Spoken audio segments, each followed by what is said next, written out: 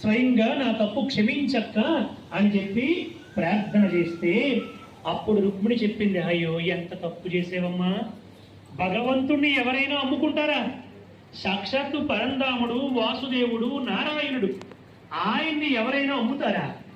ఆయన నువ్వు నారదుడికి అమ్మడం ఏమిటి, బంగారం ఇచ్చి కొనుక్కోవడం ఏమిటి? భగవంతుడు బంగారానికి తూగుతాడు అనుకున్నావా? భగవంతుడు ధనజనక వస్తూ వాహనాదుడికి తూగుతాడు అనుకున్నావా?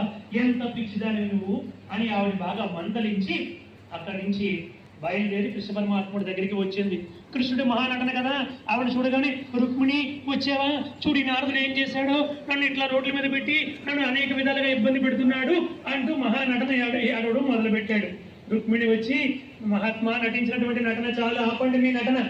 నా చెల్లి పాపం అమాయకురాలు కాబట్టి, తనకి తెలియదు కాబట్టి ఈ విధముగా జరిగింది అని చెప్పని అందులో కూర్చోమని చెప్పింది. మరలా త్రాసు తీసుకొచ్చి అందులో కూర్చోబెట్టింది.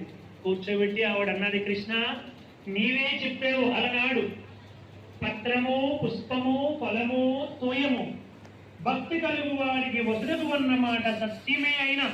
కృష్ణ నీవు ఈ లోకానికి ఒక మాట చెప్పావు, ఏమన్నావంటే, భక్తితో ఒక పత్రము ఇచ్చిన, ఒక పుష్పం ఇచ్చిన, పత్రము, పుష్పము, ఫలము, ఒక పండు ఇచ్చిన, తోయము, ఇంత ఉదకము, ఇంత నీళ్ళు